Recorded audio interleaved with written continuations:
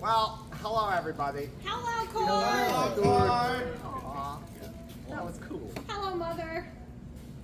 Hello, Father. Hello, Goblin Mommy. Okay, so welcome everybody under the mushroom cap. Today we are talking about characterization. I like characterization a lot. Normally I talk from very, very specific lens. I will not be doing that today. I will be more general, speaking in a language that everybody can understand, except for maybe 3 people in the room. I'll translate, I promise. You know, we are very smart. You maybe. Okay. So I have notes, but we're gonna do this live. And here's how it's gonna go. I'm gonna talk a little general, and then I'm gonna go into more detail. You guys collect all your questiones, and then you give them to me at the end. If you feel the need to interrupt me, do it anyways. I'm Italian, I don't really care. I'll just out-talk you. Out-talk you? So, today's class has an emphasis on embodying your character. I'm going to start by saying, believe it or not, even though if you told me in high school I'd be very angry, Belagarth is a LARP. If you don't know what a LARP is, it's a live-action role-play game. However, per the rules of Belagarth, I'd argue this is a sport that's just glorified stick tag. It's my favorite thing to do in the world, but it's just glorified stick tag. There are no rules written for anything other than basic uniforms. You need to have garb. And some places don't even really care about that. But I think one of the greatest ways to have a good experience in Belagarth is to do all that Belagarth has to offer. There's a lot of people here who maybe didn't used to be crafty, but are now crafty or at a much higher level of their leather crafting because of the game. There's people here who maybe didn't have good public speaking skills and now are much better at public speaking because of the game. There's people that have learned all sorts of stuff, including CPR, good field medic stuff, how to lead groups of people. And so there's a lot to Belagarth that isn't just the stick tag thing. There's also a lot of opportunity for play and for fun. And if you came to my heralding class this morning, you know I emphasize that a lot. I think it's our job as heralds to help keep play on the field. But guys, we're at an event. The play doesn't end off the field. In fact, for a lot of people, the play is a lot more off the field. So how do you do that? I'm biased. I think monsters have more fun. That's why I've been a monster for a really, really long time. But monsters don't work as well when we are not outnumbered. There's a lot of people who are incredible RP people who don't RP because they would be incredible, but they just don't know how. And gosh darn it, they want to play a dwarf. They want to play a human. They want to play an elf. Sorry, some people do. And there's ways of doing that too. So ultimately, it's about embodying your character, and that's what we're going to talk about right now. So how do you embody your character? Well, unless you're embodying Bob, who is your mundane self, you're probably going to tweak or exaggerate certain aspects of yourself to fit in with you. You can play something that is completely foreign and opposite of who you are in real life. That's great. I can't do that personally. Right, I'm playing myself cranked up to 14. Plague is playing themselves cranked up to 11. You know, I don't need to go higher than 11. That's what I'm saying. That's a compliment. Thank you. So, how do you do that? We'll talk about that first, right? There's 3 keys to portraying a character.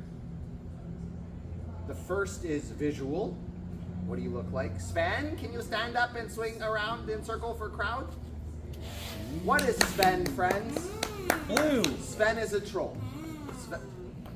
Sorry. No, continue. Sven is a hat troll. We know Sven is a hat troll. In this specific instance, Sticky, stand up. Spin for the class. What is Sticky? Sticky is green. Sticky is a goblin.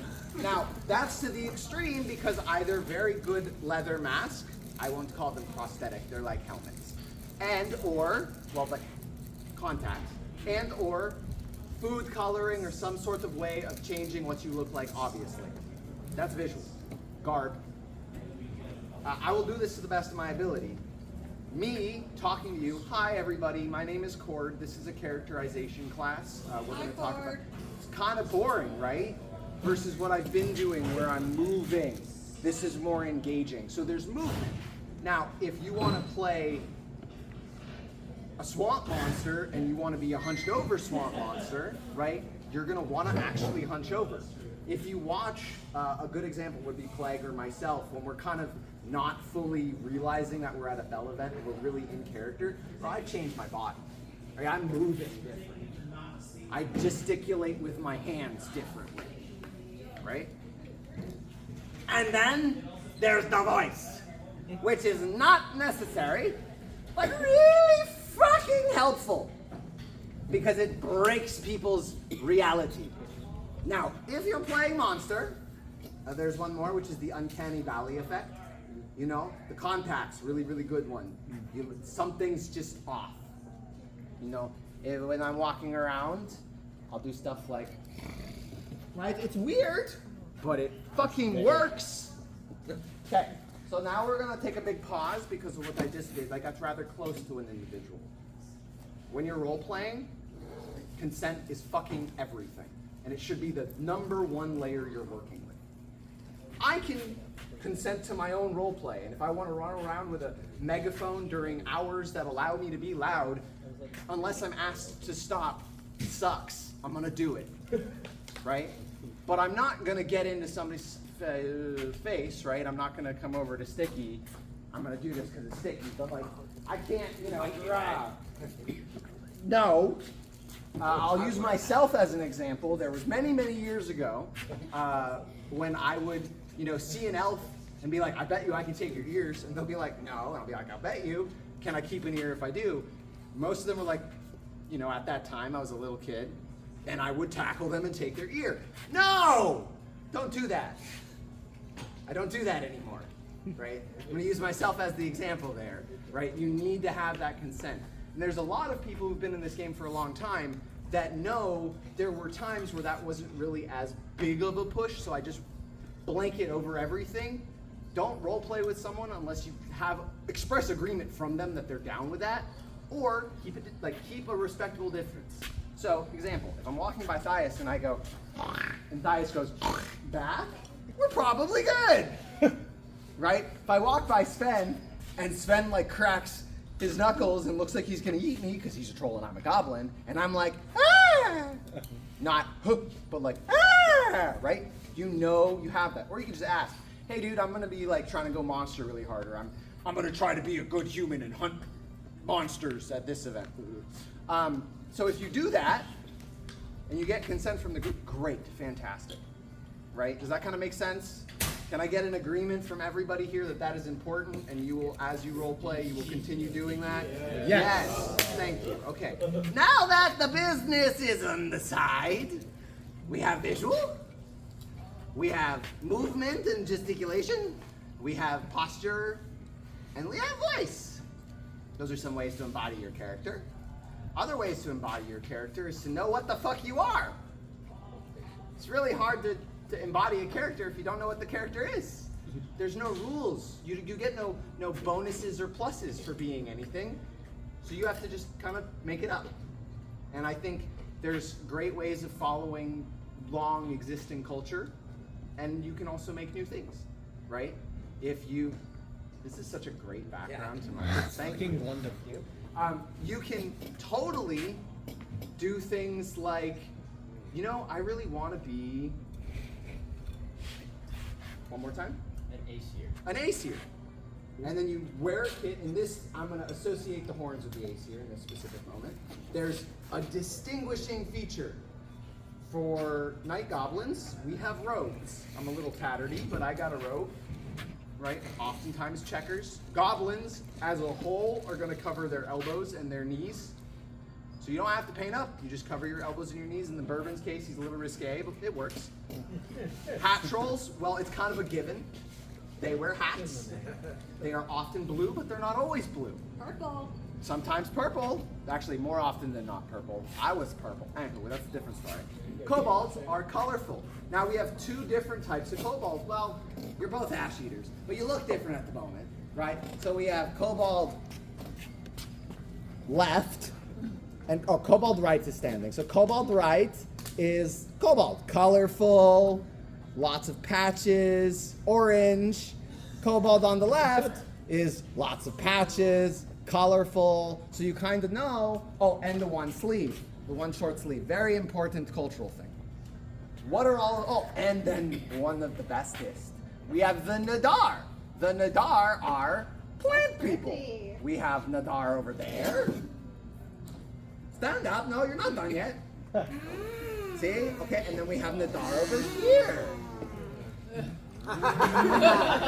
What is the defining feature? They have this ghillie suit or bush of some kind, and most of them have a signet or a seal that keeps them in their bodies. Guys, these are just stories we made up around the fire. Like, it's just for fun. But it becomes so much more than just for fun, right? It becomes a way to make this game fun. If you're injured and you can't fight, you can still have an existence in this sport that makes not only your experience better, but everybody's experience better. I can't believe you hate hobgoblins. I know, you what shouted out monster? every Monster single science. monster except Hey, what monster hobgoblin. science? This is a sad hobgoblin because I didn't shout you out. Let me It was finish. a bad hobgoblin. Stand up. Goblins have a bug protection. Bug protections are important. Now, if they don't have bug protections, you want to say what it's called? The Schluplach. This is Yes. called a Stuckhead. There we go. Thank you. I don't speak Hobbin, I just know them. You will find that blue is in hunting mode. So if you look, blue doesn't have the chain, blue has bugs. Maybe don't look, it's rude, but you know. So, do you see the difference between what I've been doing this whole class and this? Hey dude, it's good to see you, man. Thanks for coming to this event. You having a good time? Yeah, you like sword fighting? I mean, I love Barnaby, it's great, but Don't we all? that's not the same thing. It's not. So, think about it. If you're trying to embody a character, Bourbon, I'm going to pick on you, and you don't include, this is so good, you don't include energy in it, like if you can't, that's fine. When Bourbon starts laughing and giggling and being goofy, Bourbon is one of the best goblins I've ever met. Compliment given, taken. Dude, us two together. When go clean the bathroom. That's locked on camera. This is going on my YouTube. Like, you guys fix that shit. So you're able to learn how much energy you can give in your character and when it's most appropriate to do so. And one of the best things to do with that is realize that if you're known for something, you actually have to put less energy into embodying it. Bourbon is known as a goblin now. Nobody ever doubts it. So Bourbon will be sitting there in his chair, heckling, and it just exudes goblin energy. Why? Because of the collective wah, right? It is the mustache. The mustache, like, it's the mustache and the fucking, the 40K orc sleeve and the glasses. It's like, there's a lot of goblins. Plague, Sven, Mango, I'm correct, right? There's a lot of goblins that have that energy and wear those glasses. I'm kind of an outlier, to be honest. So, think about this. Nobody questions that Mongoose is part of the swamp, and nobody questions that Mongoose is a Ronin. Why? Look at his kit. Also, look at how he's sitting. It's a little thing, but that adds so much to your character. Look at those dogs. Right? Listen to them bark. That's how you know he's in the swamp. You got them dogs out. Them dogs out. So it's like, it doesn't have to That's be, money you're losing out on there. it doesn't have to be 100% all the time. It just has to be enough that your friends that you see every once in a while go up and are like, yo, why do you look different if you're in normie clothes? One of the best compliments I get is when people see me and they're like, "You're the wrong color." Right? There's a lot of people that have only, because I used to be, I painted up before I got to the event, like as I got out of the car, and then I was green until I left the event. And I did that for years. God, I wish that was me. Right? Well, it can be. Why not? And if not paint, maybe it's a skin thing, whatever. It's so good. Like let's go all the way and really show the difference, right? If I just how I've been doing things. Do you want your head back? You want your... No. Oh, you have ear holes. Yes. Wonderful. So you can also where the are you? Hang on. Where's the hole? So, you know, you make the guard fit what you're doing. I wouldn't have no holes from my ears. That feels weird. So now, right? And we'll change it. Okay, everybody. It's time to go to war. That's fundamentally different. But what did I do? I changed a couple things with the kit. I changed my posture. I changed the way I articulated and the speed and the volume and the pacing. If you like theater, it's theater. If you don't like theater, that's strange. But if you don't like theater, that's fine too. You weren't in theater, you weren't. You know how effective it is on a field to walk up to somebody and go, "Ah!" If they're not like an experienced fighter, if they're an experienced fighter, they're gonna laugh and kill you. But more often than not, the fighters on the field are not all experienced. And so you're gonna get people who flinch. You're gonna get people who get scared. Bang, bang! Sometimes people will take the death. I will, sometimes. From someone putting your finger. I have killed people with my finger guns. If it's funny. I Many got aspired times. to take a death for on Plague got plague to take a death. Yes. It I was got very the good, plague to which take a death. technically means you won the name battle, but we don't do those things. So, does that kind of make sense? Just that as an example of adding those things together, boom, I'm a completely different creature. Now, where the consent thing comes in handy, if you have consent from the group or the people that you're specifically going to do this with, God, it's so fucking fun to come out of the dark at night and scare the bejeebus out of people, right? I'll walk around at nighttime and just look at people, big distance, not encroaching on anything, and just uncanny valley them. Because they'll double take. I'm wearing this, I'm all green, it's nighttime, I'm not wearing yellow, I'm wearing what Six is wearing, right? All black, and all you see is just the mask and the eyes, and if I was cool, I'd wear contacts, Is that you because who that I really saw breaks in it. the bathroom? Is that you I saw last night at Nope. 4 a.m. in the bathroom? Nope, Who the hell is that? Might have been me. Is that might the have been bear? encrypted. You never know. Right? So those are kind of the key things of how to embody your character, and you can do that as a human. You can do that as an elf. You can do that as a dwarf. Clearly, I have a bias here. Okay, I apologize. So, but you know, as long as you take the time to think, what do I want to be, and put a little effort into it, it's amazing what you can create and how much more fun you'll have. Right? Why do monsters do it ultimately? Because it's more fun. Every one of us painted here, except for maybe Sticks, but he's wrong, can say it's less fun. You know, roll your eyes at mom. Wow. Wow, go to your room. Don't let you get dad, you're in a class. So, does that kind of make sense though, everybody? Yeah? Yeah? Okay, cool. That's the vast majority of the 101 side of this. Any questions? Do you have general advice for creating lore? After questions, I'm going to do tips, but that's a question right there. I do have general advice. Are you writing personal lore or lore for a group? Is the first question you ask Yeah, that's yourself. a really good one. If you're creating lore for the group, frankly, it's a lot harder because you want to create something that can live past you. And if you make it too restrictive, that's not happening. And if you make it too general, that's not happening. That's a kind of another one. Personal lore, the biggest advice I have is be humble.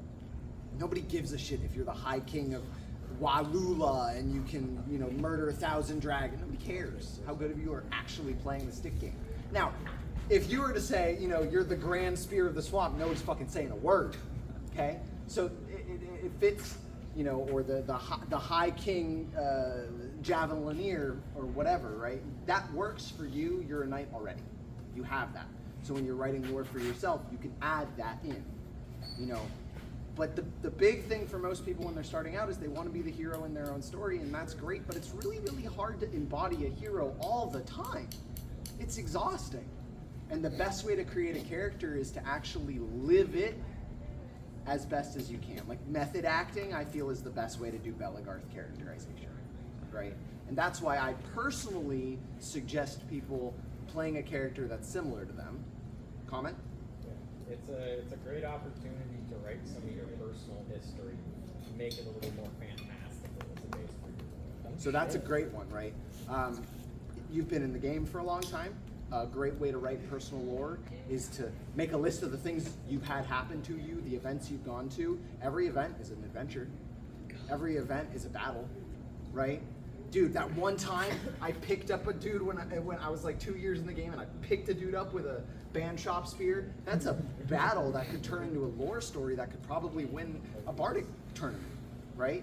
You've done crazy shit. You had a dungeon crawl, as examples. Question? Yeah, I noticed that it seemed like you're really talking about like a dichotomy between people whose characters that are human and monstrous, and then for monster characters, these like categories that have become popular through like stories passed around the campfire. I've only been doing this work for about 2 years. Welcome. Thank you. And I haven't really encountered like the classification that you just gave right now really before. So I guess What events have you gone to? I've been to 2 Bloody Downs, an Orc Wars, and this is my second So Frostbane. full transparency, and I think this might be what you say, Plague, and if not, just cut in. Monsterdom was dead out here for a long time. Or So- hasn't really fully existed. You know, so Yeah. truthfully, when Plague and I came out here, there was a revival, and Plague and I do it well, and now more and more people are doing it. That's not to say it's because of us. It was already here. But there's a couple reasons, right? Most of Belegarth, which is what we're doing now, Monsterdom, comes from, I can actually give you my entire Master Chronicler project, which is tracking the whole thing. If you want that performed at some point, I'm not fighting, so I'm happy to do so. But basically, it went from Tennessee, to Marion, and then it went up to Iowa, Tennessee, Iowa, right there, right? Examples, literally right there. And then it went, Illinois, and the timing's a little funky. It went to the West Coast, it was kind of already there. Then it went to California, though it was also kind of already there. And that is where Plague and myself became monsters, and Stellar became a monster, right? And then, so it's kind of been all around. Where you're not gonna find that classification, because it's not like we're Amtgard, we don't have a big classification book. We do have the Belegarth Wiki, the Geddon, and that's where a lot of this is housed. But quite bluntly, this is oral tradition and should be learned that way. So I'm doing it right. You are doing it correctly. Like with the group we have here, it would make sense, Plague, hint, hint, nudge, nudge, Sven, you guys, to do monster stories in an environment where most people don't know them. It allows it to expand. Now, the thing with the reason I harp so much on Monsterdom is because frankly, that's what I know, that's what I've studied, that's been my life for a long time. But it's all also there for humans and for dwarves and for dragons and for, yes, Blake. Yeah. Although, outside, within Belegarth especially, but to a certain degree within DAG, to my understanding as well, outside of Monsterdom, role-playing is an afterthought, if any. Many people just straight don't do With it. one exception, which is Sons of Silence. Literally in Yeah, the there are entire sport, exceptions, but- I guess maybe Evan and Kodos kind of, but it's just them. But it's like outside of Monsterdom, Monsterdom was a counterculture to people taking the sport too seriously. So we are a heightened level of because we're a reaction to people taking the sport too seriously. We are the silly shenanigans and storytelling and lore stories cranked up to 11. That's amazing. Like that's where our focus is because we are reactions. Like try hard stick jocks. With, just to make the one classification, you do have an echelon. You have like headhunters and horde. You have house scourge members. You have Kadins. You have Warmasters, but that's not specific. Well, I guess, yeah, Warmasters, right? As a monster knighthood. You're right. What am I saying? So there are exceptions to that rule. I'm gonna throw. I need that spoon. Oh, that's good. Okay, so there's one more thing. Any other questions? Oh yeah. You're welcome to ask more than one question. I guess, as someone who's still figuring out and developing exactly what they want their character to be, like, in terms of, like, the non-human people here, we have Aesir that I'm seeing, and then Hobgoblin, Goblin, Kobold.